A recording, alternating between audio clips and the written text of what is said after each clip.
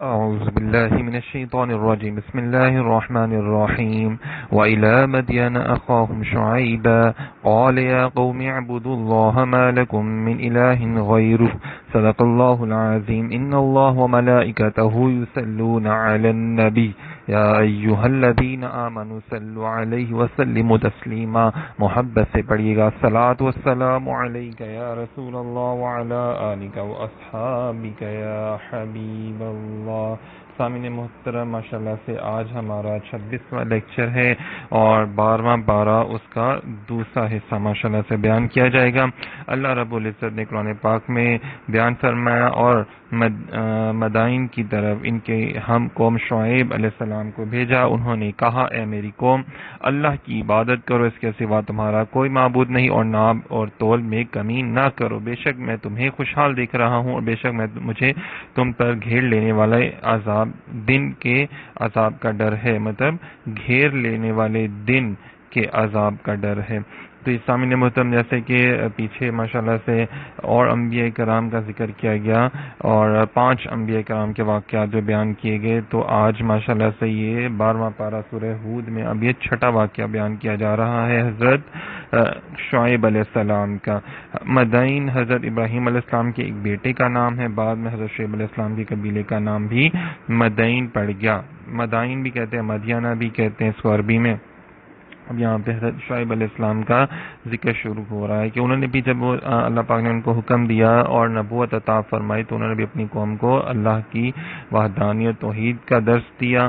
اور جو اچھا جی پہلے یہ ہوتا تھا کہ انبیاء کرام پہلے تو ان کو اللہ رب العزت کے بارے میں بتاتے تھے، حق اور سچ کی دعوت دیتے تھے، اور اس کے بعد جو ان میں برائیاں ہوتی تھیں ان برائیوں سے روکنے کے لیے ان کو کہتے تھے مطلب امر بالمعروف اور نہی عن المنکر ماشاءاللہ سے.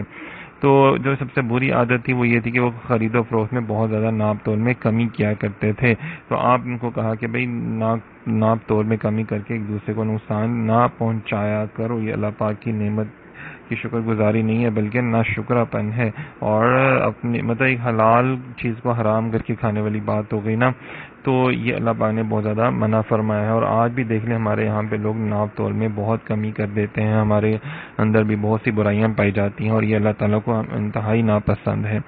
فرمایا اے میری قوم، انصاف کے ساتھ تو ناپ اور تول پورا کرو، لوگوں کو ان کی چیزیں گھٹا کر نہ دو، زمین میں فساد نہ پھیلاتے پھرو. اللہ کا دیا ہوا جو بچ جائے وہ تمہارے لیے بہتر ہے اگر تمہیں یقین ہو، اور میں تم پر کوئی نگہبان نہیں.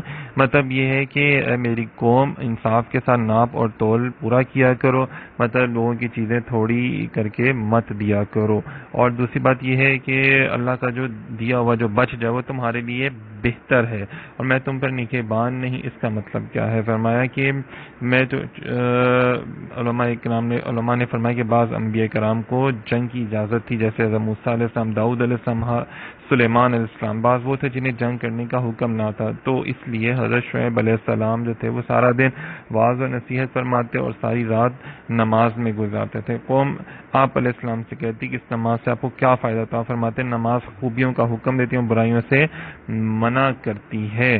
تو اس پر وہ مذاق اڑاتے ہوئے کہتے، مطلب جو آپ کے ساتھ ہوتا نا تو اس لیے آپ کو مذاق اڑاتے تھے. تو بنعوذ باللہ، تو جن لوگوں نے انبیاء کرام کا مذاق اڑایا ان کے اوپر بھی عذاب نازل ہوتا رہا ہے.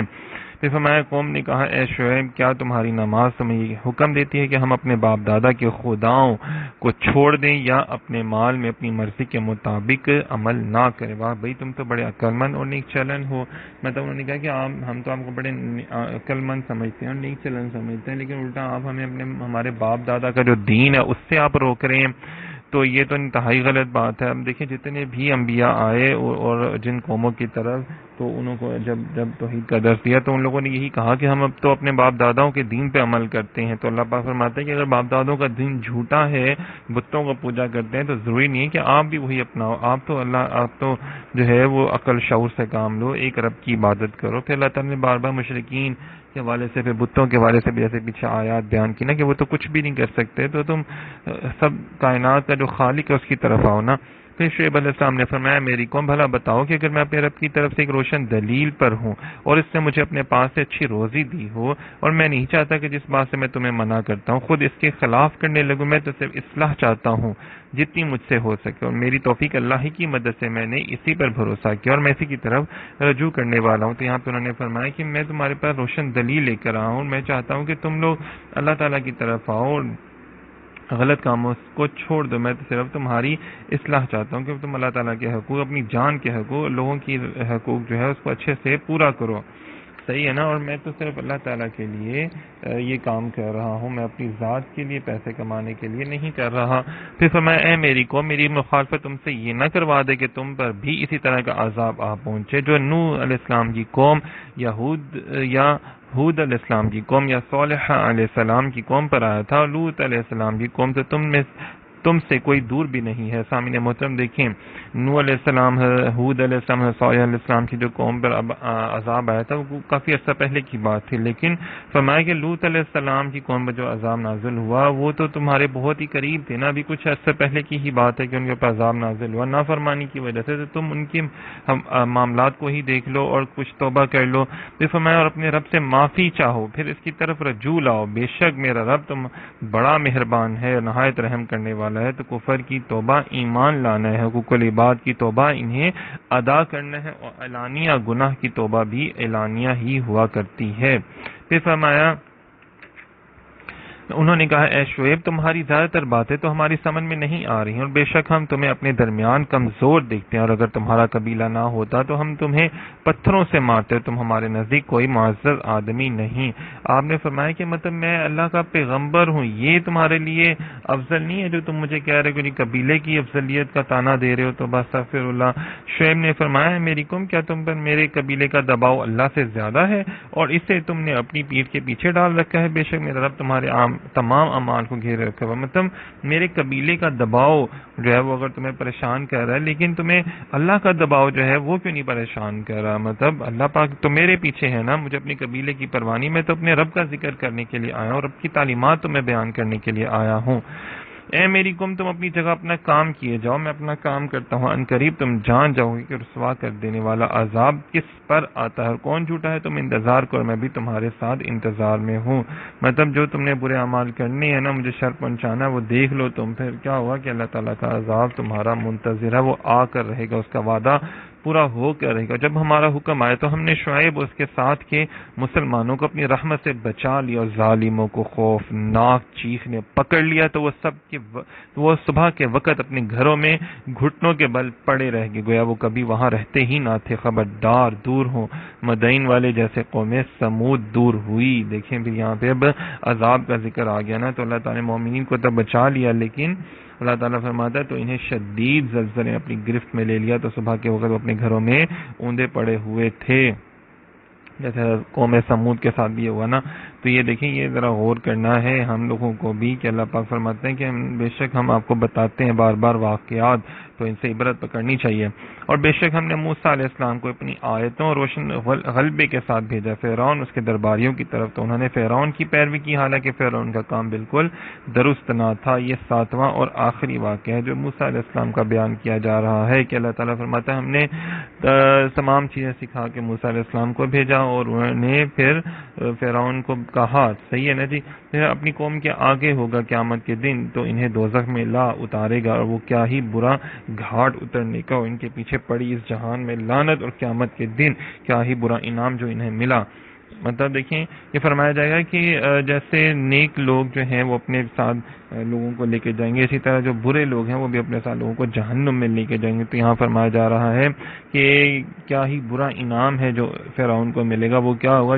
جن لوگوں نے فرعون کے کہنے پر عمل کیا، کفر کیا، گمراہ ہوئے، تو وہ سب جو ہے نا ان سب کا پیشوا فرعون ہے، تو فرعون اب ان کو اپنے ساتھ جہنم میں بھی لے کے جائے گا۔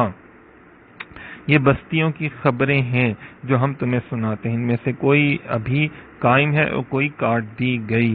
مطلب اللہ تعالیٰ فرماتا ہے کہ یہ جو بستیاں ہیں نا، ان جہاں پہ عذاب ہے، ہم آپ کو ان کی خبریں بتاتے ہیں، ان میں سے کسی کے کھنڈرات جو ہیں، مکانوں کی دیواریں وہ بھی موجود ہیں، اور کئی تو ایسی ہیں جیسے کہ جن کے کوئی کھنڈرات بھی نہیں ہے، جیسے نوح علیہ السلام کی قوم کے شہر ابھی موجود بھی نہیں ہے۔ پھر فرمایا ہم نے ان پر ظلم نہ کیا بلکہ خود انہوں نے اپنی جانوں پر ظلم کیا، تو اللہ کے سوا جن معبودوں کی عبادت کرتے وہ ان کے کچھ کام نہ آئے، جب تیرے رب کا حکم آیا انہوں نے ان کے نقصان میں ہی اضافہ کیا۔ مطلب کتنی بڑی بات ہے نا۔ اور تیرے رب کی گرفت ایسی ہی ہوتی جب وہ بستیوں کو پکڑتا ہے جبکہ وہ بستی والے ظالم ہوں، بے شک اس کی پکڑ بڑی شدید دردناک ہے۔ دیکھیں نا، ظالم جو ہوتا ہے نا، جب تک وہ توبہ نہ کرے نا تو پھر اس کے اوپر، اگر وہ توبہ نہ کرے اپنی ظلم پر اڑا رہے تو پھر اسی طرح اللہ کا عذاب اس پر نازل ہوتا ہے۔ البتہ رسول اللہ صلی اللہ علیہ وسلم کی امت پر آپ صلی اللہ علیہ وسلم کی وجہ سے ایسا عذاب نازل نہ ہوگا جو آپ صلی اللہ علیہ وسلم کی امت کو جڑ سے اکھاڑ کر رکھ دے، جیسے پچھلی قوموں کے ساتھ ہوا تھا نا کہ ان کا ایسا عذاب آتا تھا کہ ان کو جڑوں سے اکھاڑ کے پھینک دیتا تھا، لیکن حضور صلی اللہ علیہ وسلم کی امت پر حضور کے علیہ الصلوۃ والسلام کا صدقہ ایسا کوئی بھی عذاب نازل نہیں ہوتا۔ ہاں، اللہ پاک آزمائشوں میں مبتلا کرتے ہیں تاکہ ہم غلطیوں کوتاہیوں سے پیچھے ہٹ جائیں، گناہوں سے پیچھے ہٹ جائیں، توبہ استغفار کر لیں۔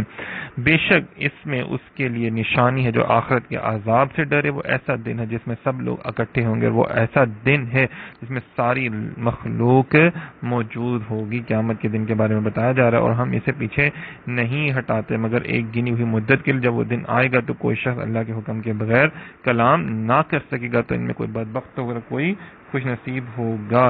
بدبخت وہ جو نہیں ایمان لے کر آئے، اور خوش نصیب وہ جو مومنین ہیں۔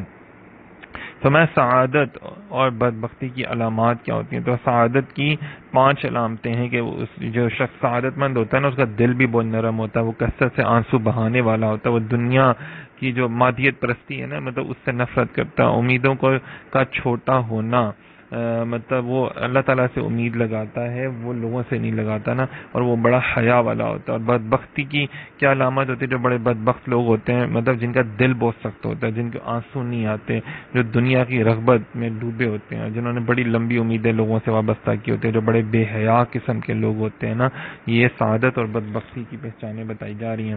ہمیں بھی سوچنا ہے کہ ہمارے اندر کون سی چیزیں پائی جاتی ہیں۔ تو جو بدبخت ہوں گے وہ تو دوزخ میں ہوں گے، اور وہ اس میں گدھے کی طرح چلائیں گے، وہ اس میں تب تک رہیں گے جب تک آسمان و زمین رہیں گے، مگر جو تمہارا رب چاہے، بے شک تمہارا رب جو چاہتا ہے وہی کرنے والا ہے۔ اور جو خوش نصیب ہوں گے وہ جنت میں ہوں گے، ہمیشہ اس میں رہیں گے جب تک آسمان و زمین رہیں گے، مگر جو تمہارا رب چاہے۔ یہ ایسی بخشش ہے جو کبھی ختم نہ ہوگی۔ یہاں پہ دیکھیں اب بدبختوں کی انجام اور نیک لوگوں کا انجام بتایا جا رہا ہے، اور پھر یہ بھی کہا جا رہا ہے کہ اللہ پاک چاہے جس کو چاہے معاف فرما دے۔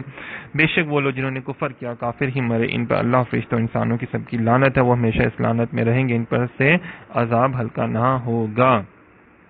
صحیح ہے۔ اور مطلب دیکھ لیں جن بڑی بڑی بہت سی آیات بتائی گئی ہیں، اور کچھ لوگوں کے بارے میں کہا کہ جو جنت والے ہیں، اور ہمیں جنت کی زمین کا وارث کہ ہم جنت میں جہاں چاہیں رہیں گے۔ دیکھ لیں یہ اللہ والوں کی بات کی جا رہی ہے۔ صحیح ہے۔ تو یہ ساری چیزیں بھی نیک لوگوں کے لیے بھی ساتھ ساتھ بیان کیا جا رہا ہے اور برے لوگوں کے لیے بھی۔ تو فرمایا تو ان بتوں کی عبادت کرنے والوں کے بارے میں شک میں نہ پڑنا، یہ ویسے ہی عبادت کرتے ہیں جیسے پہلے ان کے باپ دادا عبادت کیا کرتے تھے، بے شک ہم انہیں ان کا پورا حصہ دیں گے جس میں کوئی کمی نہیں ہوگی۔ مطلب اے نبی آپ ہر اس شخص سے فرما دیں جسے ان بتوں کی عبادت کرنے والوں کے بارے میں یہ شک ہو کہ اللہ تعالیٰ نے انہیں بت پرستی کا حکم دیا، حالانکہ اللہ تعالیٰ نے انہیں بت پرستی کا حکم نہیں دیا، خود سے کرتے ہیں، اپنے باپ داداؤں کی نقل ہی کرتے ہیں، ان کے باپ دادا بھی تو غلط کرتے تھے نا۔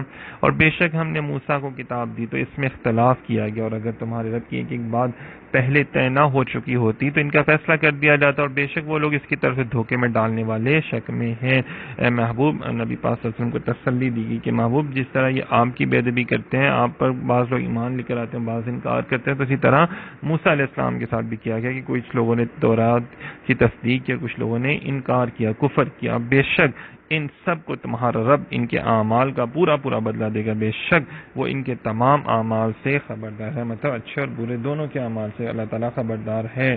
تو تم ثابت قدم رہو جیسا تمہیں حکم دیا گیا ہے، اور جو تمہارے ساتھ رجوع کرنے والا ہے۔ اے لوگو تم سرکشی نہ کرو، بے شک وہ تمہارے کام دیکھ رہا ہے۔ یعنی اے محبوب صلی اللہ علیہ وسلم آپ اپنے رب کے دین پر عمل کرنے اور اس کی دین کی دعوت دینے پر ایسے ثابت قدم رہیں جیسے آپ کے رب نے آپ کو حکم دیا اور آپ کی امت میں سے جو آپ پر ایمان لایا اسے بھی چاہے کہ وہ اللہ تعالیٰ کے دین اور اس کے حکام کی بجا آوری پر ثابت قدم رہے، یعنی کہ میں اور آپ۔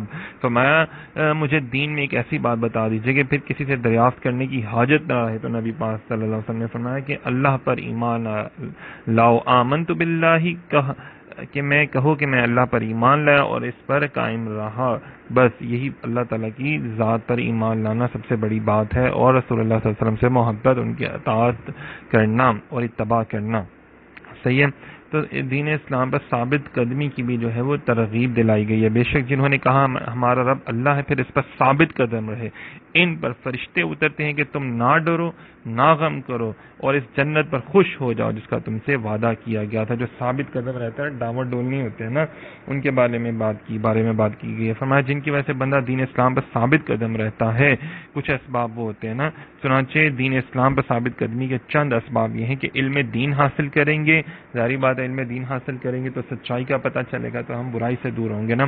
کثرت سے مسجد میں حاضر ہونا، مطلب اللہ تعالیٰ کی عبادت کے لیے زبان کی حفاظت کرنا، کفر اور گناہوں سے بچنا، کافر و بد مذہبوں اور فاسق و فاجر لوگوں سے تعلقات نہ رکھنا۔ دیکھیں ہمارے گناہ ہونے کا سب سے بڑا سبب یہ ہوتا ہے کہ ہم کافر و بد مذہبوں جو ہیں گستاخوں سے تعلقات رکھتے ہیں، جو فاسق و فاجر لوگ ہوتے ہیں تو ہم اور گنہگار ہوتے ہیں۔ فرمایا ان سے تعلق نہ رکھو، کہیں یہ نہ ہو کہ تم بھی گناہوں میں شامل ہو جاؤ۔ پھر فرمایا نفسانی خواہشات کی پیروی سے بچو، مصائب و آلام اور اللہ تعالیٰ کی طرف سے آنے والی آزمائشوں پر صبر کرو، اللہ تعالیٰ کی رحمت سے مایوس نہ ہوا کرو، لمبی امیدیں نہ رکھنا اور دنیا میں زہد و قناعت اختیار کرنا۔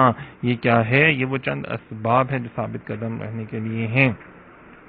پھر اس پہ بے شمار صحابہ کرام کے واقعات بھی بیان کیے گئے ہیں جو ثابت قدم رہے، دین پر بڑا ظلم و ستم ان کے اوپر ہوا لیکن انہوں نے دین اسلام کو نہیں چھوڑا۔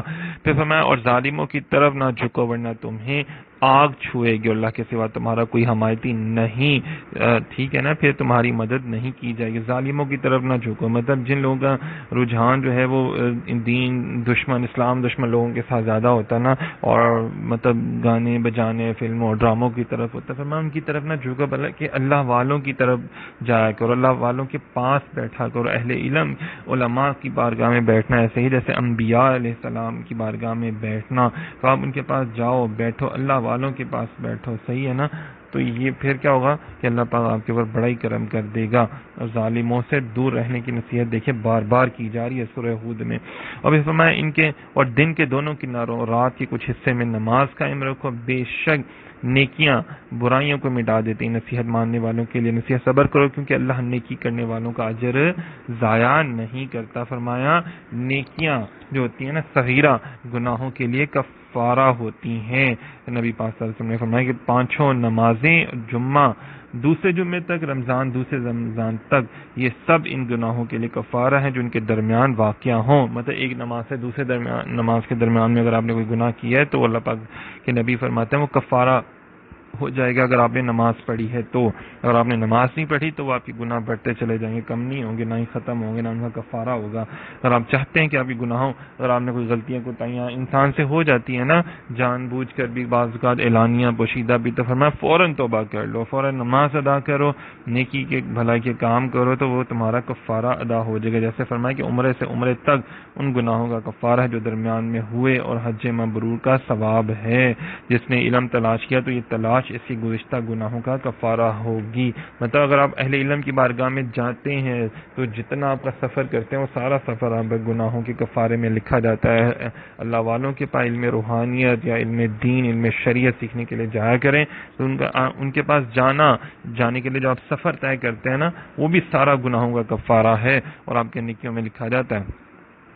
تو تم سے پہلی گزری ہوئی قوموں میں سے کچھ ایسے فضیلت والے لوگ کیوں نہ ہوئے جو زمین میں فساد کرنے سے منع کرتے، البتہ ان میں تھوڑے سے ایسے تھے جنہیں ہم نے نجات دی، اور ظالم لوگ اسی عیش و عشرت کے پیچھے پڑے رہے جو انہیں دیا گیا اور وہ مجرم تھے۔ تمہارا رب ایسا نہیں کہ بستیوں کو بلا وجہ ہلاک کر دے حالانکہ ان کے رہنے والے اچھے لوگ ہوں۔ اللہ تعالیٰ نے فرمایا کہ عذاب کی نازل ہونے کی 2 وجہیں کہ ان میں کوئی ایسا نہیں تھا جو انہیں فساد سے منع کرتا، اپنے برے اعمال یعنی شرک اور کفر وغیرہ سے رجوع نہ کرنا۔ مطلب دیکھیں کہ اللہ پاک فرماتا ہے کہ میں عذاب نہیں دیتا جب تک کہ میں حجت تمام نہ کر دوں۔ تو نیکی کی دعوت دینا ہم سب پر لازم ہے، صحیح ہے نا. اور فرمایا کہ ان کے پاس علماء ربانی نہیں تھے، تو لیکن ہمارے پاس یہاں پہ علماء ربانی موجود ہیں، تو ہمیں چاہیے کہ ہم ان کے پاس جائیں. علماء ربانی جو ہیں ان کو بھی چاہیے کہ وہ لوگوں کے لیے مجالس کا انعقاد کیا کرے، مجلسوں میں، اپنے گھروں میں، یا جہاں جہاں وہ کر سکتے ہیں، یا بزرگان دین اپنے آستانوں میں علم کی مجلس کا کیا کریں، تاکہ لوگ ان کے پاس بیٹھے اور علم حاصل کریں. نہیں تو ان کو بھی پوچھا جائے گا قیامت والے دن. اور اگر تمہارا رب چاہتا تو سب آدمیوں کو ایک ہی امت بنا دیتا، اور لوگ ہمیشہ اختلاف میں رہیں گے، البتہ جن پر تمہارے رب نے رحم کیا اور اللہ نے انہیں اسی کے لیے پیدا فرمایا ہے، اور تمہارے رب کی بات پوری ہو چکی. مطلب دیکھیں نا کیا اسے کہتے ہیں، اللہ تعالیٰ چاہتا تو سب کو ایک امت بنا دیتا، لیکن یہ اللہ پاک نے فرمایا کوئی مومن ہوگا، کوئی کافر، کوئی نیک اور کوئی گناہ گار ہوگا. اسی لیے حدیث میں ہے کہ یہودی 71 فرقوں میں تقسیم ہو گئے تھے، اور عنقریب تم 73 فرقوں میں بٹ جاؤ گے. ان میں سے 72 فرقے جہنم میں جائیں گے اور ایک جنت میں جائے گا. جنت میں وہی جائے گا جو اللہ اس کے رسول سے اور صحابہ کرام، اولیاء کرام، اہل بیت اطہار سے محبت کرنے والا ہوگا اور ان کی سنتوں کو ادا کرنے والا ہوگا. فرمایا رسولوں کی خبروں میں سے ہم سب تمہیں سناتے ہیں جس سے تمہارے دل کو قوت دیں، اور اس صورت میں تمہارے پاس حق آیا اور مسلمانوں کے لیے واضح نصیحت آئی. اس صورت میں اللہ تعالیٰ نے سابقہ امتوں کے واقعات اور ان کی طرف سے ان کے انبیاء کرام کو جو کچھ پیش آیا وہ بیان فرمایا. اور اس آیت میں اللہ تعالیٰ اپنے حبیب صلی اللہ علیہ وسلم سے خطاب فرماتے ہیں کہ پیارے محبوب، ہم تمہیں رسولوں کی خبریں اور جو کچھ انہیں اپنی امتوں سے پیش آیا سناتے ہیں، تاکہ اس کے ذریعے ہم آپ صلی اللہ علیہ وسلم کا دل مضبوط کریں. اس طرح انبیاء کرام کے حالات اور ان کی امتوں کے سلوک دیکھ کر آپ کو اپنی قوم کی ایذا برداشت کرنا اور اس پر صبر فرمانا آسان ہو. مطلب جو قوم کی طرف سے تکلیف پہنچتی ہے نا تو وہ آپ کے لیے آسان ہو کہ اچھا، جیسے ہم کہا جاتا ہے نا کہ اچھا یہ پہلی امتوں پر بھی آیا تو ہمارے اوپر بھی آیا تو کوئی بات نہیں، تو فرمایا یہ آسان ہو جاتا ہے نا. پھر سے آج سے معلوم ہے کہ اللہ والوں کے ذکر سے دل کو چین نصیب ہوتا ہے، کیونکہ تمام انبیاء اور بزرگوں کا ذکر کیا گیا نا، تو بزرگان دین کے حالات اور واقعات کا مطالعہ کرتے رہنا چاہیے، اس سے دلوں کو چین ملتا ہے، سکون ملتا ہے. آپ سب بھی کوشش کریں اللہ والوں کی کتابیں لیا کریں، پڑھا کریں، فضول کے جو بد مذہب لوگوں کو نہ سنا کریں یوٹیوب چینلز پر یا اور چینلز پر، جگہ پر اچھے لوگوں کو سنا کریں، اللہ والوں کو سنا کریں. پھر فرمایا تم ایمان نہ لانے والوں سے فرماؤ تم اپنی جگہ کام کیے جاؤ، ہم جب کام کیے جاؤ ہم اپنا کام کرنا، تم انتظار کرو بے شک ہم بھی منتظر ہیں. مطلب تم اپنا انتظار کرو نا جی، تمہارے اوپر عذاب آئے گا تمہاری کرتوتوں کی وجہ سے. اور آسمان اور زمین کے غیب اللہ ہی کے لیے ہیں اور اسی کی طرف ہر کام لوٹایا جاتا ہے، تو اس کی عبادت کرو، اس پر بھروسہ رکھو، تمہارا رب کاموں سے تمہارے غافل نہیں ہے. تو سارے غیب اللہ تعالیٰ کے لیے ہیں، مطلب اللہ عالم الغیب ہے، علام الغیوب ہے. صحیح ہے نا. اور اسی کی طرف رجوع کیا کرو اپنے ہر کام کے لیے. اچھا جی، اب ماشاءاللہ سے سورہ یوسف کا آغاز ہو رہا ہے. مقام نزول کیا ہے؟ اس سورت کا شان نزول یہ ہے کہ یہودیوں کے علماء نے عرب کے سرداروں سے کہا تھا کہ محمد مصطفیٰ صلی اللہ علیہ وسلم سے دریافت کرو کہ یعقوب علیہ السلام کی اولاد ملک شام سے مصر میں کس طرح پہنچی، ان کے وہاں جا کر آباد ہونے کا کیا سبب تھا، اور یوسف علیہ السلام کا کیا واقعہ ہے. صحیح ہے. تو یوسف علیہ السلام اس نام پر یہ سورت کا نام رکھا گیا کیونکہ آپ کی سیرت پاک کے واقعات جو ہیں وہ اس میں بیان کیے گئے ہیں. سورہ یوسف کے بارے میں جو احادیث ہیں، نبی پاک صلی اللہ علیہ وسلم نے فرمایا کہ ایک دن یہودیوں کے علماء میں سے لوگ آئے اور آپ نے ان کو یہ سورت، انہوں نے کہا جی آپ کو کس نے سورت سکھائی؟ اللہ تعالیٰ کے نبی نے فرمایا اللہ تعالیٰ نے مجھے یہ سورت سکھائی. وہ یہودی عالم حضور صلی اللہ علیہ وسلم کا ارشاد سن کر بہت حیران ہوئے. وہ یہودیوں کے پاس آ کر ان سے کہنے لگے کیا تم جانتے ہو خدا کی قسم محمد صلی اللہ علیہ وسلم قرآن مجید میں ان باتوں کی تلاوت کرتے ہیں جو توریت میں نازل کی گئی ہیں، یعنی کہ ان کو پتا تھا کہ یہ توریت میں موجود ہے. تو نبی پاک صلی اللہ علیہ وسلم نے یہ واقعہ سنایا تو یہ بالکل حق اور سچ ہے. تو پھر کافی بہت زیادہ یہودی جو تھے وہ ایمان لے آئے تھے. بہرحال شروع کرتے ہیں. بسم اللہ الرحمن الرحیم. یہ سورت بھی الف لام را سے شروع کی جا رہی ہے، حروف مقطعات میں سے ہے. تلک آیات الکتاب المبین، یہ روشن کتاب کی آیتیں ہیں جو اللہ تعالیٰ آپ کو بیان کرتا ہے نا. بے شک ہم نے اس قرآن کو عربی زبان عربی نازل فرمایا تاکہ تم سمجھ سکو. اس کی مفہوم تو یہ بھی ہے کہ کیونکہ عرب میں عربی بولی جاتی تھی، اور دوسرا یہ کہ عربی جو ہے وہ نہایت فصیح و بلیغ زبان ہے. قرآن مجید کو سمجھ کر پڑھنا چاہیے۔ اس سے یہ بھی ہوا کہ اہل حق کے مستند علماء کے تراجم، ان کی تفاسیر کا ہی مطالعہ کرنا چاہیے۔ افسوس ہی زمانہ مسلمانوں کی کثیر تعداد قرآن مجید کو سمجھنے اور اس میں غور و فکر کرنے سے بہت دور جا چکی ہے۔ اللہ تعالیٰ ہمیں توفیق عطا فرمائے کہ ہم بھی عربی سیکھ کر اور کیا اسے کہتے ہیں، کم از کم اہل علم کے پاس ہی بیٹھ جایا کریں یار، مطلب پڑھنے کے لیے، سمجھنے کے لیے۔ پھر فرمایا ہم نے تمہاری طرف اس قرآن کی وحی بھیجی اس کے ذریعے ہم تمہارے سامنے سب سے اچھا واقعہ بیان کرتے ہیں، اگرچہ اس سے پہلے تم یقیناً اس سے بے خبر تھے۔ یعنی اے محبوب، یہ بہت ہی اچھا پیارا واقعہ ہے، بہت سی عجیب و غریب حکمت و عبرتوں پر مشتمل ہے، اور اس میں دین و دنیا کے بہت فوائد، بادشاہوں، رعایا، علماء کے احوال، عورتوں کی عادات، دشمنوں کی تکالیف پر صبر اور ان پر قابو پانے کے بعد ان سے درگزر کرنے کا نفیس بیان ہے، جس سے سننے والے میں نیک سیرت اور پاکیزہ خصلتیں پیدا ہوتی ہیں۔ بہت کچھ اس میں بیان کیا گیا ہے نا۔ اور محبوب، یہ صورت آپ صلی اللہ علیہ وسلم کی طرف وحی کرنے سے پہلے آپ کو اس واقعے کی خبر تھی اور نہ آپ اس واقعے کو کبھی سنا تھا۔ مطلب نبی پاک صلی اللہ علیہ وسلم ظاہری طور پہ تو کسی استاد سے نہیں نہ پڑھے، تو اور آپ نے دوسری کتابیں بھی نہیں پڑھی، اسی لیے تو یہ معجزہ ہے نا کہ یہ اللہ تعالیٰ آپ کو ساری باتیں بتاتا تھا، تو آپ کا استاد جو ہے وہ ڈائریکٹ اللہ تعالیٰ کی ذات ہے۔ پھر حضرت یوسف علیہ السلام کے واقعے میں جس قدر عبرتیں اور حکمتیں بیان کی گئی ہیں، اتنی اور کسی صورت میں بیان نہیں کی گئیں۔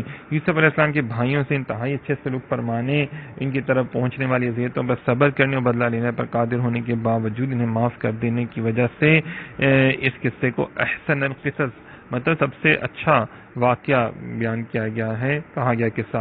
حضرت یوسف علیہ السلام کے واقعے میں انبیاء کرام، صالحین، فرشتوں، شیطانوں، جنوں، انسانوں، جانوروں، پرندوں کا ذکر، اس میں بادشاہوں، تاجروں، عالموں، جاہلوں، مردوں، عورتوں کے طرز زندگی کا بیان اور عورتوں کے مکر و فریب کا بیان کیا گیا ہے۔ اس کے علاوہ اس واقعے میں توحید، رسالت، فقہی احکام، خوابوں کی تعبیر، سیاست، معاشرت، تدبیر معاش اور ان تمام فوائد کا بیان ہے، جس سے دین و دنیا کی اصلاح ممکن ہے۔ اس لیے اس واقعے کو احسن القصص فرمایا گیا۔ آپ سب سے بھی گزارش ہے کہ نہایت غور سے جو ہے نا سورہ یوسف کا ترجمہ اور خلاصہ جو ہے غور سے سنیے گا، آپ کو بہت کچھ اس سے سیکھنے کو ملے گا اپنی زندگی کے لحاظ سے۔ دیکھیں یہ قرآن ہے، روشن دلیل ہے، تو یہ زندگی گزارنے کا بہترین جو ہے نا وہ ضابطہ حیات ہے۔ فرمایا یاد کرو جب یوسف نے اپنے باپ سے کہا، اے میرے باپ، میں نے 11 ستاروں اور سورج اور چاند کو دیکھا، میں نے انہیں اپنے لیے سجدہ کرتے ہوئے دیکھا۔ یعنی اے محبوب صلی اللہ علیہ وسلم، آپ اپنی قوم کے سامنے یوسف علیہ السلام کی وہ بات بیان کریں جو انہوں نے اپنے باپ یعقوب علیہ السلام سے کی، کہ انہوں نے 11 ستاروں، سورج اور چاند کو دیکھا، صحیح ہے نا، تو کہ وہ مجھے سجدہ کر رہے ہیں، یہ ان کا خواب تھا۔ اب یہ دیکھیں 11 ستارے کیا مطلب ان کے بھائی، اور سورج اور چاند مطلب ان کی والد اور والدہ۔ اور اچھا جی، اس دور میں سجدہ تعظیمی جائز ہوا کرتا تھا نا، اور یہ جب آپ نے خواب دیکھا تو اس وقت آپ کی عمر 12 سال تھی، 12 سال تھی، کچھ اوپر نیچے بعض روایات میں آتی ہے۔ تو پھر آپ نے فرمایا اے میرے بچے، اپنا خواب بھائیوں کے سامنے بیان نہ کرنا، ورنہ تمہارے خلاف کوئی سازش کریں گے، بے شک شیطان آدمی کا کھلا دشمن ہے۔ یہاں پہ یعقوب علیہ السلام نے بیٹے یوسف علیہ السلام سے بہت زیادہ محبت کرتے تھے، اس لیے ان کو نصیحت کر رہے ہیں کہ کہیں تمہارے بھائی حسد کی بنیاد پر وہ تمہارے خلاف کوئی چال نہ چلے، تو یہ بڑا مبارک خواب ہے، تو ان کے سامنے بیان نہ کرنا۔ سامعین محترم، اس سے یہ بھی بات ظاہر ہوتی ہے کہ خواب ہمیں کس سے بیان کرنا چاہیے۔ فرمایا خواب اس سے بیان کرو جو عقل مند ہو اور آپ سے حسد نہ کرتا ہو، صحیح ہے نا۔ نبی پاک صلی اللہ علیہ وسلم نے ارشاد فرمایا اچھا خواب اللہ تعالیٰ کی طرف سے ہوتا ہے، جب تم میں سے کوئی پسندیدہ خواب دیکھے تو اس کا ذکر صرف اسی سے کرے جو اس سے محبت کرتا ہو، ٹھیک ہے، اور شر شیطان سے پناہ مانگنی چاہیے اللہ تعالیٰ کی، صحیح ہے۔ بے شک شیطان آدمی کا کھلا دشمن ہے۔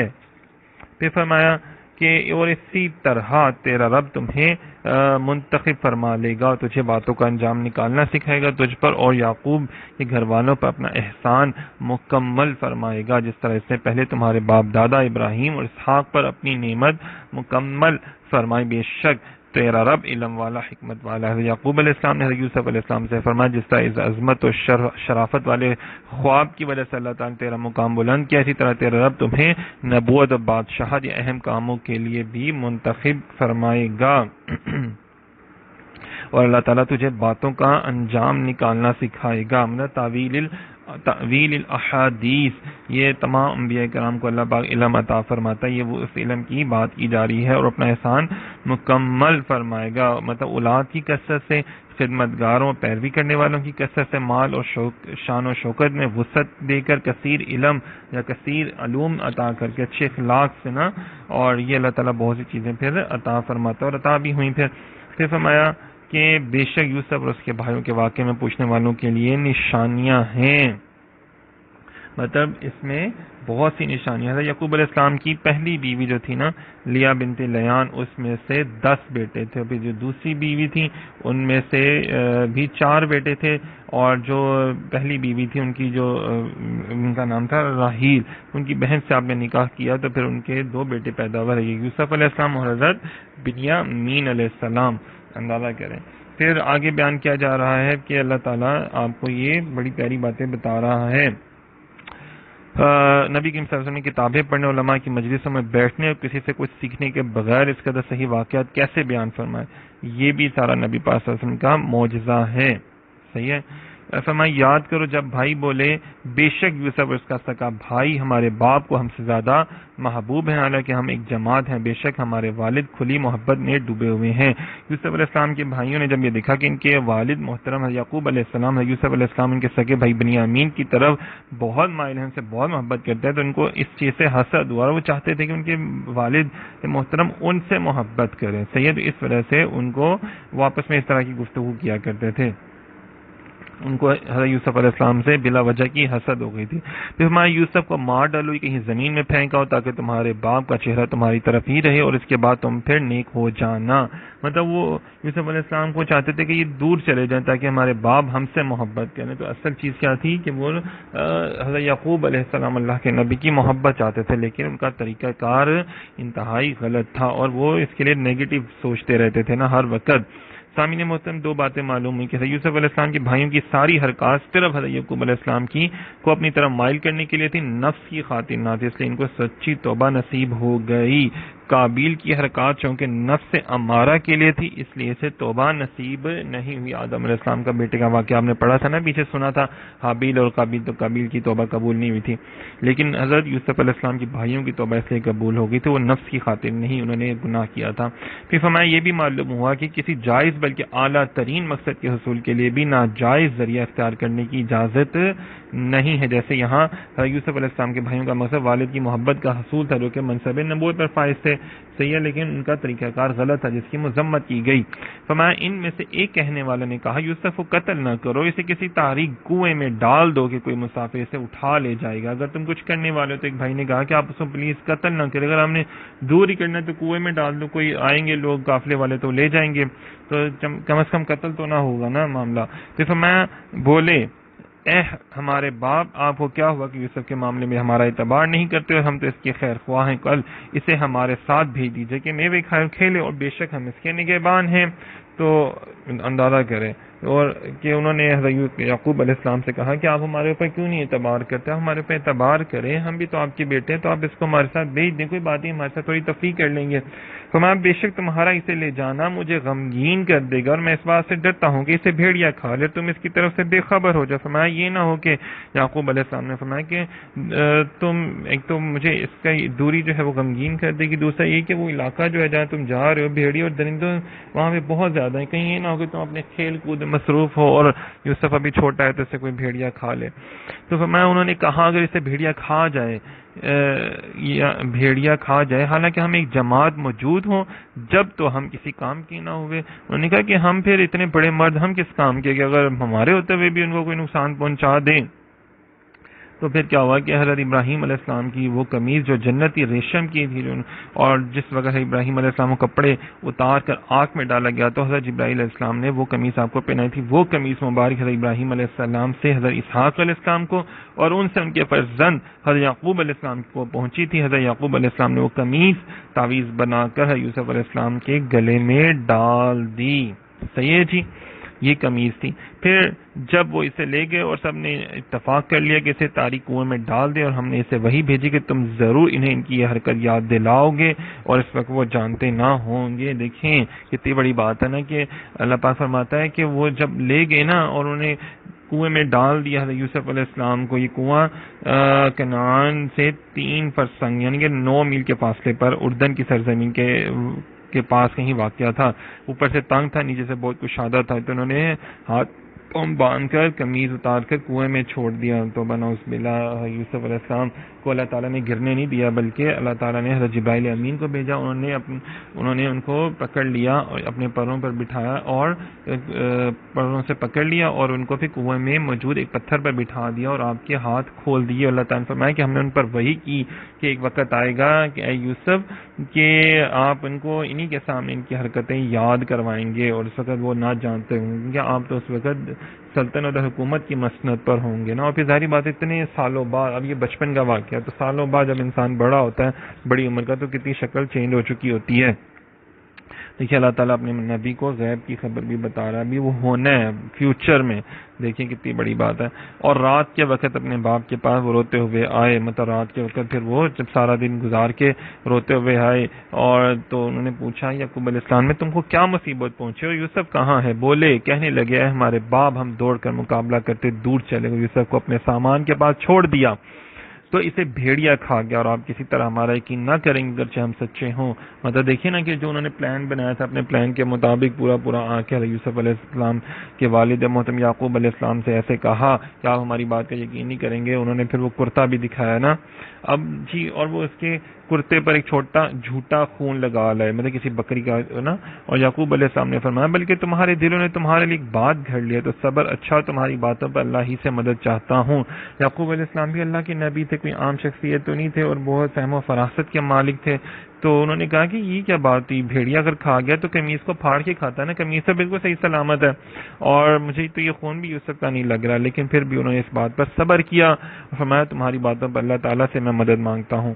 اور پھر ایک قافلہ آیا تو انہوں نے اپنا پانی لانے والا آدمی بھیجا، تو اس نے اپنا ڈول ڈالا. اس پانی لانے والے نے کہا کیسی خوشی کی بات ہے، تو ایک لڑکا ہے. انہوں نے اسے آسمان تجارت قرار دے کر چھپا لیا، اور اللہ تعالیٰ جانتا ہے وہ کیا کہہ رہے تھے. مطلب ایک قافلہ جو مدین سے مصر کی طرف جا رہا تھا، راستہ بہک کر جنگل کی طرف آیا، اور وہ پانی کی تلاش میں اس کنویں کے پاس آئے. دیکھیں اللہ تعالیٰ کی تدبیر کیا ہوتی ہے. وہ تو یوسف علیہ السلام کو اپنی طرف سے توبہ نعوذ باللہ معاذ اللہ ہلاک کر کے کنویں میں پھینک کے چلے گئے تھے، لیکن کیا ہوا کہ اللہ تعالیٰ نے ان کو وہاں پہ جبرائیل کے ذریعے ان کی مدد فرمائی.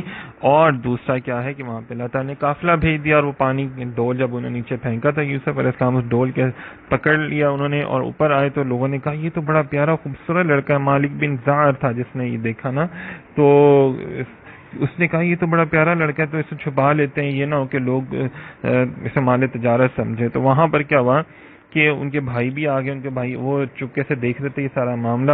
تو انہیں کہا، اور بھائیوں نے بہت کم قیمت چند درہموں کے بدلے میں اسے بیچ ڈالا، اور انہیں اس میں کچھ رغبت نہ تھی. مطلب ان کو حضرت یوسف علیہ السلام سے کوئی رغبت نہ تھی، وہ تو یہی چاہتے تھے کہ وہ یہاں سے دور چلے جائیں. تو انہوں نے بہانہ بنایا کہ ہاں یہ تو ہمارا ایک غلام ہے، بڑا نافرمان ہے، تو بنعوذ باللہ، تو آپ اس کو لے جائیں. تو کم سے کم پیسوں میں انہوں نے یوسف علیہ السلام کو بیچ ڈالا. دیکھیں اللہ کے نبی کو بیچنا تو بنعوذ باللہ یہ بڑا گناہ ہوتا ہے. بعد میں خیر ان کے اوپر مصیبتیں بھی بڑی آئی تھی پھر بے ادبی کی وجہ سے. پھر انہوں نے وہ جو تھا نا مصر کا جو والی تھا نا بادشاہ، اس کے ہاں جو تھا نا اس کو بیچا نا. وہ جو قافلہ تھا انہوں نے جا کے مصر میں بازار لگا، وہاں پہ لے کر آئے. تو اس زمانے میں مصر کا بادشاہ ریان بن ولید تھا نا، اور اس نے اپنی سلطنت جو تھی ایک امیر کو دی ہوئی تھی، اسے کہتے تھے عزیز مصر. مطلب سمجھنے کہ اس دور کا مطلب وزیر اعظم تھا نا وہ. اور جب حضرت یوسف علیہ السلام مصر کے بازار میں بیچنے کے لیے لائے گئے تو وہ ہر شخص کے دل میں آپ کی طلب پیدا ہوئی. آپ بہت خوبصورت حسین و جمیل تھے، تو کسی نے آپ کے وزن کے برابر سونا چاندی، کسی نے کچھ کہا، کسی نے کچھ کہا، لیکن عزیز مصر نے اس قیمت پر آپ کو خرید لیا. مطلب بہت زیادہ قیمت پر آپ کو خرید لیا، اور دوسرا خریدار اس کے مقابلے میں خاموش ہو گئے. مطلب اتنی زیادہ قیمت دی کہ دوسرے خریدار خاموش ہو گئے. دیکھیں کہاں کنویں میں ان کو پھینکا گیا تو بنعوذ باللہ اور ڈالا گیا، اور کہاں اللہ تعالیٰ نے ان کو دیکھیں عزیز مصر نے خریدا، اور اس کو مصر کے محل میں ماشاءاللہ سے پھر آپ رہنے لگے نا. اور مصر کے جس شخص نے انہیں خریدا اس نے اپنی بیوی سے کہا انہیں عزت سے رکھو، شاید ان سے ہمیں نفع پہنچے یا ہم انہیں اپنا بیٹا بنا لیں. اسی طرح ہم نے یوسف کو زمین میں ٹھکانہ دیا، اور تاکہ ہم اسے باتوں کا انجام سکھائیں. اور اللہ اپنے کام پر غالب ہے مگر اکثر اکثر آدمی نہیں جانتے، لیکن دیکھیں کہ وہ لوگ اپنی مکر کر کے چلے گئے، لیکن اللہ تعالیٰ اپنی تدبیر فرما رہا تھا۔ اللہ تعالیٰ کیسی تدبیر فرماتا ہے نا، اگر ان کو یہ پتا ہوتا کہ کنویں میں جانے سے بندہ جو ہے وہ محل میں پہنچ جائے گا تو وہ ہر ایک بندہ کہتا جی ہم نے بھی کنویں میں جانا ہے، لیکن نہیں، اللہ اپنی تدبیر بہتر جانتا ہے۔ تو اس نے عزیز مصر نے کہا کہ ہو سکتا ہے کہ میں اس کو اپنے بیٹا بنا لوں، کہ ایک تو میری اولاد کوئی نہیں، اور دوسرا مجھے ان کے چہرے سے لگتا ہے کہ یہ انتہائی تدبر و دانائی والے ہیں، تو آئندہ وقت میں یہ ہمارے کام آ سکتے ہیں سلطنت اور حکومت کے حوالے سے۔ تو پھر اور جب یوسف بھرپور جوانی کی عمر کو پہنچے تو ہم نے اسے حکمت اور علم عطا فرما، ہم نیکوں کو ایسا ہی صلہ دیتے ہیں۔ مطلب حضرت یوسف علیہ السلام بڑی نیک اور پاکیزہ ہستی تھے نا، نبی تھے، تو میں کہ جب وہ بڑی عمر کو پہنچے تو ہم نے ان کو حکمت سکھائی، علم عطا فرمایا۔ اچھا جی دیکھیں ایک انسان کا علم عطا کرنا ہو رہا ہے، اور جو اللہ اپنے بندوں کو علم عطا کرتا ہے وہ بہت زیادہ ہوتا ہے۔ ہر نبی کا جو استاد ہوتا ہے وہ اللہ رب العزت کی ذات ہوتی ہے، صحیح ہے۔ اور اچھا جی عمر میں تھوڑا سا فرق ہے، کہیں کسی نے 20 سال کسی نے 30 سال کے درمیان کہا، اور فرمایا کہ انبیاء کرام کا عمومی علم مبارک علم لدنی ہی ہوتا ہے۔ اللہ تعالیٰ فرماتا ہے اسے اپنا علم لدنی جو ہے نا، علم لدنی عطا فرمایا، اور آپ کو سب کچھ سکھا دیا جو آپ نہ جانتے تھے۔ رحمان نے سکھایا، قرآن سکھایا نا، لہٰذا دنیا کو کوئی علم والا نبی صلی اللہ علیہ وسلم یا انبیاء کرام کے برابر نہیں ہو سکتا، کیونکہ وہ لوگ دنیاوی استادوں کے شاگرد ہوتے ہیں اور نبی رب العالمین سے سیکھتے ہیں، صحیح ہے جی۔ پھر فرمایا اور وہ جس عورت کے گھر میں تھے اس نے انہیں ان کے نفس کے خلاف پھسلانے کی کوشش کی اور سب دروازے بند کر دیے اور کہنے لگی آؤ یہ تم ہی سے کہہ رہی ہوں۔ یوسف نے جواب دیا ایسے کام سے اللہ کی پناہ، بے شک وہ مجھے خریدنے والا شخص میری پرورش کرنے والا ہے، اس نے مجھے اچھی طرح رکھا، بے شک زیادتی کرنے والا فلاح نہیں پاتا۔ مطلب یہ ہے کہ جس شخص نے خریدا تھا عزیز مصر کی جو بیوی تھی زلیخا، وہ آپ کے حسن و جمال پر فریفتہ ہو گئیں، عاشق ہو گئیں، اور انہوں نے ان کو توبہ نعوذ باللہ معاذ اللہ بلایا اور 7 دروازوں کے اندر بلایا، تو اس نے کہا جی میری طرف آؤ، لیکن آپ نے کہا کہ نہیں میں تو اللہ تعالیٰ کی پناہ چاہتا ہوں، کیونکہ دیکھیں جتنے انبیاء کرام ہوتے ہیں نا فطرتاً وہ ان کو گناہوں سے دور ہوتے ہیں اور وہ اچھائی کی طرف راغب ہوتے ہیں۔ تو فرمایا میں تو اسی سے اپنی حفاظت کا طلبگار ہوں کہ مجھے اس قباحت سے بچائے جس کی تو طلبگار ہے، بے شک عزیز مصر نے میری پرورش کی ہے تو میں اس کا بدلہ اس کے اہل خانہ سے خیانت نہیں کر کے نہیں دینا چاہتا۔ جو ایسا کرے وہ ظالم سے بھی معلوم ہو کہ نیکی کا بدلہ نیکی ہونا چاہیے، اور اپنے جس نے آپ کے اوپر احسان کیا ہونا اس کا احسان ماننا بھی انبیاء کرام کا طریقہ ہے۔ دیکھیں کتنا اخلاص اور ہمیں اخلاقی تربیت ہماری کی جا رہی ہے اس کے اندر کہ نبی علیہ السلام نے کیسی بات کی نا۔ اور بے شک اب دیکھیں وہ کتنی مالدار عورت تھی، عزیز مصر کی بیوی تھی، لیکن اس کے باوجود آپ اس کی طرف راغب نہیں ہوئے۔ اور بے شک عورت نے یوسف کا ارادہ کیا، اور اگر وہ اپنے رب کی دلیل نہ دیکھ لیتا تو وہ بھی عورت کا ارادہ کرتا، ہم نے اسی طرح کیا تاکہ اس سے برائی اور بے حیائی کو پھیر دیں، بے شک وہ ہمارے چنے ہوئے بندوں میں سے ہے۔ دیکھیں یہ زنا کا معاملہ جو ہے نا بہت ہی خراب معاملہ ہے، یہاں پہ اللہ تعالیٰ فرما رہے ہیں کہ ہم نے اس کو اپنی دلیل دکھا دی تھی، کیا کہ وہ برہان نبوت جو تھا نا، اللہ تعالیٰ نے انبیاء کرام کے پاکیزہ نفوس کو برے اخلاق اور گندے افعال سے پاک پیدا کیا ہے۔ دیکھیں توریت میں اور انجیل میں جو اب موجود ہے نا اس میں بہت سے انبیاء کرام کے حوالے سے، خاص عیسیٰ علیہ السلام، سلیمان علیہ السلام، داؤد علیہ السلام کے حوالے سے بڑی غلط باتیں بیان کی گئی ہیں، تو نعوذ باللہ معاذ اللہ۔ تو یہ ساری اسرائیلی روایتوں سے ہمیں بچنا چاہیے، کیونکہ نبی جو ہوتے ہیں نا وہ بڑے پاکیزہ ہوتے ہیں، وہ تو گندے افعال کر ہی نہیں سکتے، ان سے یہ ممکن ہی نہیں ہے۔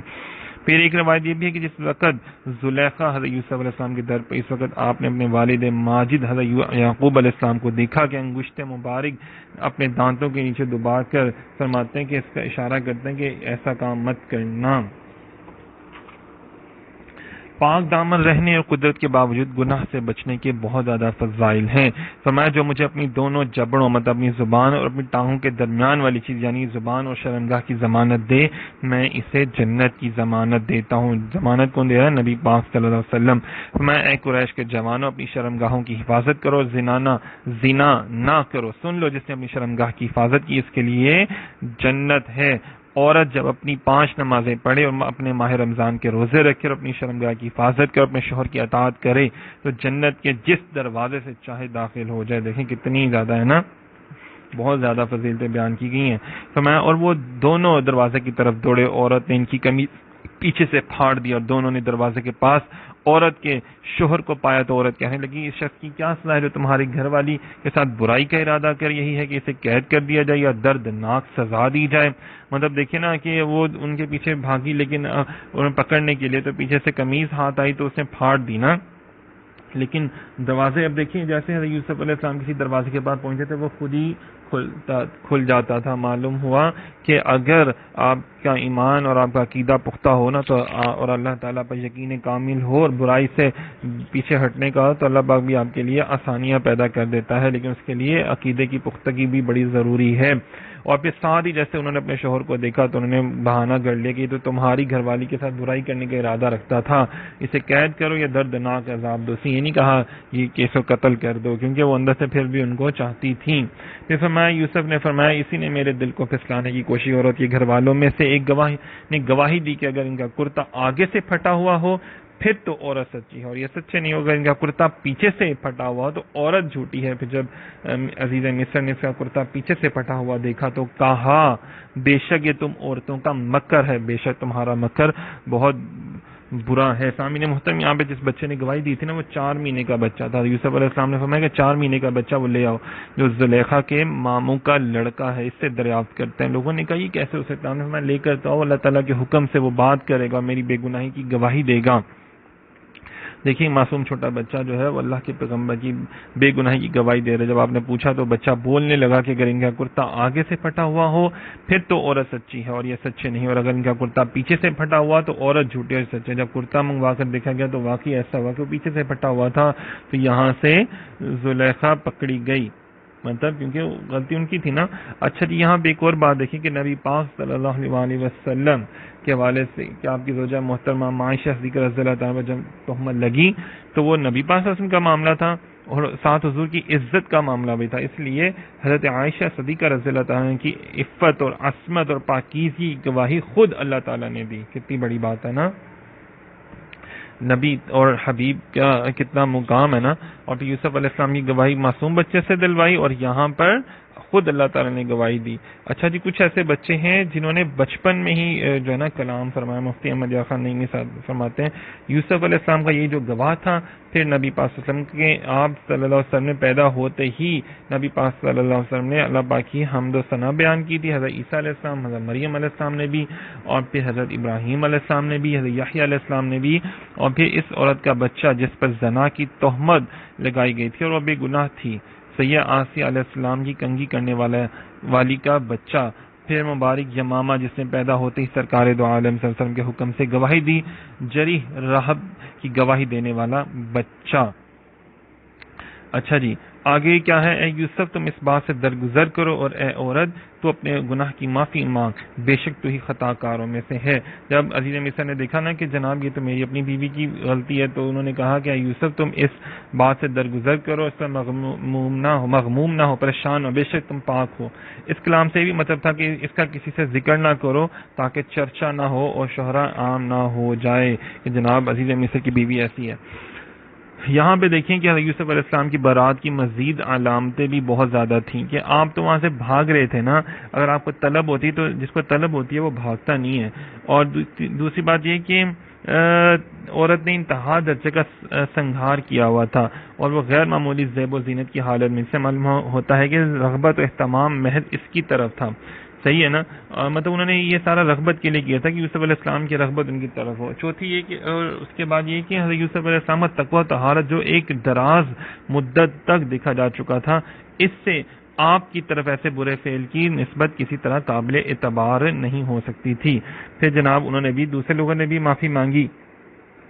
اور شہر میں کچھ عورتوں نے کہا عزیز کی بیوی اپنے نوجوان کا دل لبھانے کی کوشش کرتی ہے, بے شک ان کی محبت اس کے دل میں سما گئی ہے, ہم تو اس عورت کو کھلی محبت میں گم دیکھ رہے ہیں. تو شہر کی کچھ عورتوں کو جب لوگوں کو خبر پہنچ گئی نا کسی نہ کسی طریقے سے, تو انہوں نے کہا کہ یہ تو عزیز مصر کی جو بیوی ہے زلیخا یہ اصل میں کوشش کر رہی تھی نا. تو انہوں نے طرح طرح کی باتیں ان کے لیے کرنا شروع کر دی.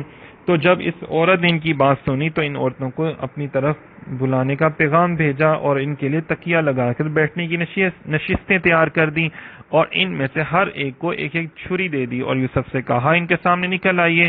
تو جب عورتوں نے یوسف علیہ السلام کو دیکھا تو اس کی بڑائی پکار اٹھی اور اپنے ہاتھ کاٹ لیے اور پکار اٹھی سبحان اللہ، یہ کوئی انسان نہیں ہے تو کوئی بڑی عزت والا فرشتہ ہے. دیکھیں نا، انہوں نے کہا کہ جناب تم تو ایسی ہو ویسی ہو، تو انہوں نے کہا اچھا چلو آؤ میں بھی تمہیں دکھاتی ہوں نا کہ میں کس سے محبت کرتی ہوں. تو انہوں نے پھر سب کو، عورتوں کو بلایا عزت احترام سے اور پرتکلف دعوت کی اور دسترخوان لگائے، میوے ان کے ہاتھوں میں دے دیے اور پھر ایک چھری دے دی.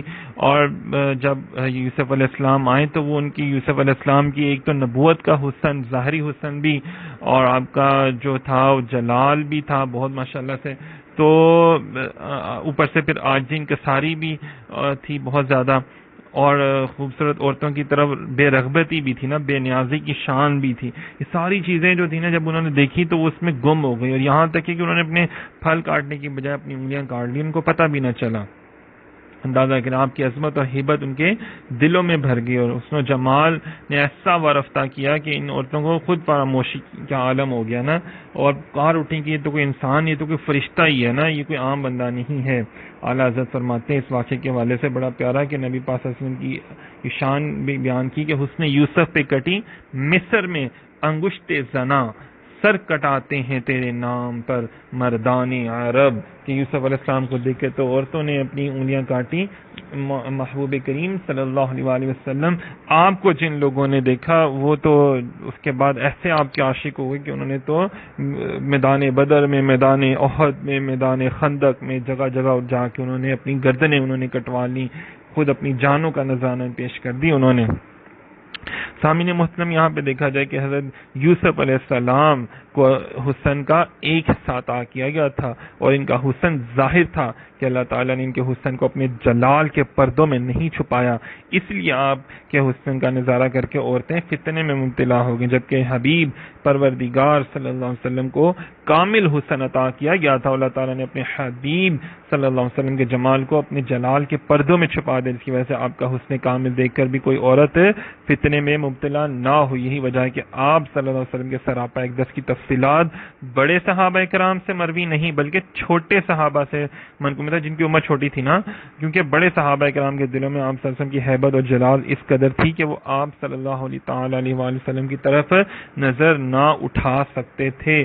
دیکھیے حضرت انس بن مالک رضی اللہ تعالیٰ عنہ یا اسی طرح اور جو صحابہ کرام چھوٹی عمروں کے تھے وہ حضور کو دیکھا کرتے تھے نا، تو اس لیے انہوں نے ہی شمائل ترمذی میں بیان کیا ہے. زیادہ چھوٹے صحابہ کرام جو چھوٹی عمروں کے تھے نا، بڑے تو ادب سے دیکھتے ہی نہیں تھے حضور کی بارگاہ، حضور کے چہرہ اقدس کو ادب کی وجہ سے. پھر فرمایا زلیخا نے کہا تو یہ ہیں وہ جن کے بارے میں تم مجھے تانا دیتی تھی، اور بے شک میں نے ان کا دل لبھانا چاہا تو انہوں نے اپنے آپ کو بچا لیا. بے شک اگر یہ وہ کام نہ کریں گے جو میں ان سے کہتے تو ضرور قید میں ڈالے جائیں گے، ضرور ذلت اٹھانے والوں میں سے ہوں گے.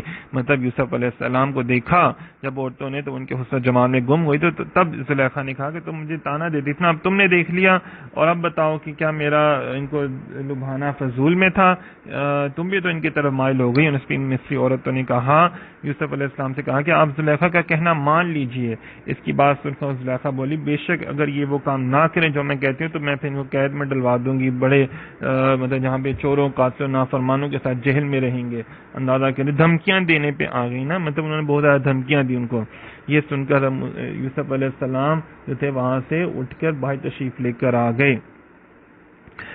حضرت یوسف علیہ السلام کو ان کی گفتگو جو تھی نا بہت ناگوار گزری، تو انہوں نے اللہ تعالیٰ کی بارگاہ میں عرض کیا کہ اے میرے رب، مجھے اس کام کی بجائے قید خانہ پسند ہے جس کی طرف یہ مجھے بلا رہی ہیں. اگر تم مجھ سے ان کا مکر و فریب نہ پھیرے گا تو میں ان کی طرف مائل ہو جاؤں گا اور میں نادانوں میں سے ہو جاؤں گا.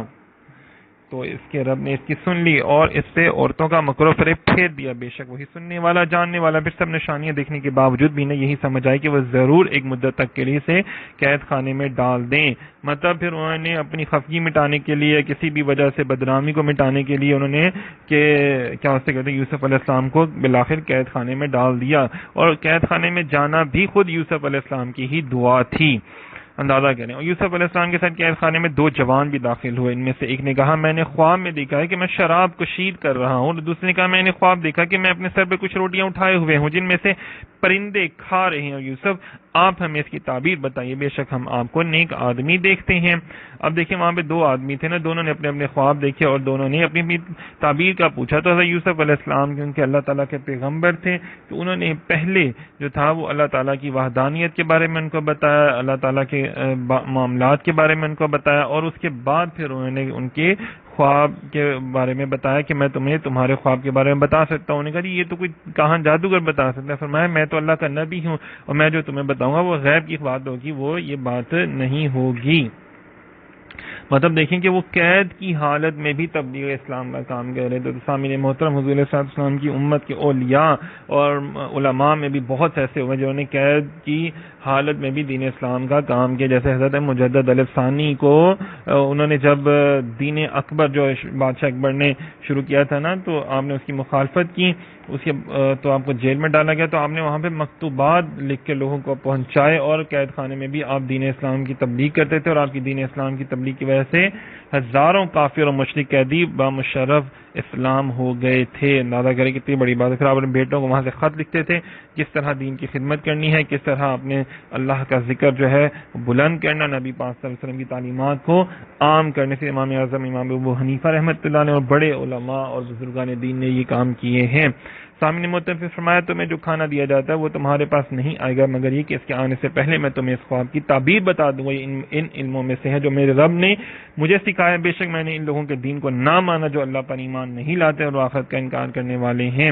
یہاں پہ دیکھیں نا کہ میں تمہیں وہ علم بتاؤں گا کہ جو اللہ نے مجھے بتایا نا، اور تمہارے گھر والے تمہارے پاس جو کھانا لے کر آئیں گے میں وہ بھی تمہیں بتا سکتا ہوں کہ اللہ نے مجھے غیب کا علم عطا فرمایا. سامعین محترم، یہاں پہ دیکھیں نا اللہ تعالیٰ حضرت یوسف علیہ السلام کو جو مقتدی نبی ہیں ان کو غیب کا علم عطا کر سکتا ہے، وہ آپ مان سکتے ہیں. تو نبی پاک صلی اللہ علیہ وسلم کو جو غیب کا علم عطا ہوا وہ تو امام الانبیاء ہیں، سید الانبیاء، خاتم الانبیاء ہیں، تو ان کا علم تو اللہ ان سے زیادہ ہوگا نا. تو یہ وہ بھی تو ماننا چاہیے نا. پھر ہم لوگوں کو کیوں نہیں مانتے؟ نبی پاک صلی اللہ علیہ وسلم نے ارشاد فرمایا جو شخص ایسے خواب گھڑے جو اس نے دیکھی بھی نہ ہو، اسے اس چیز کا پابند کیا جائے گا کہ وہ مطلب وہ جو کہ دو دانوں میں گرا لگائے، اور وہ ہرگز ایسا نہ کر سکے گا. اور اچھا جی، یہاں پہ خواب کی تعبیر کے حوالے سے بیان کیا جا رہا ہے.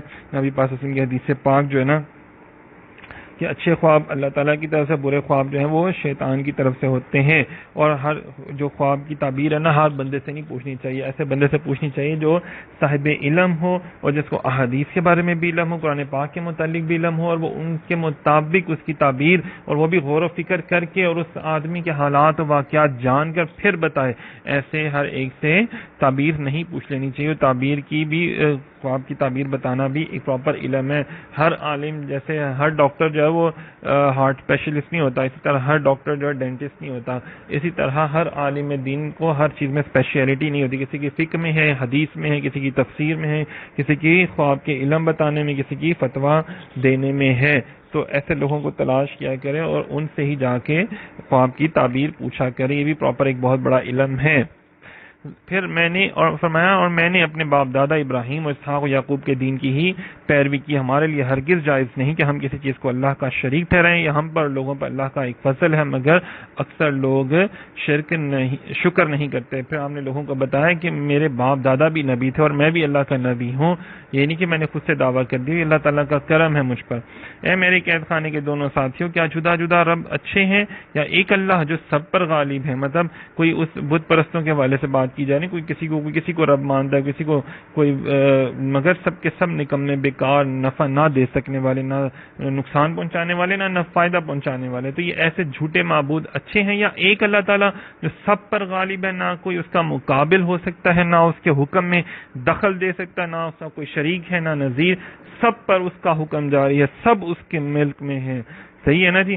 تو تبلیغ میں الفاظ نرم اور دلائل مضبوط استعمال کرنے چاہیے، جیسے کہ حضرت یوسف علیہ السلام نے ان کو تبلیغ کی اور اس انداز میں کی. صحیح ہے نا؟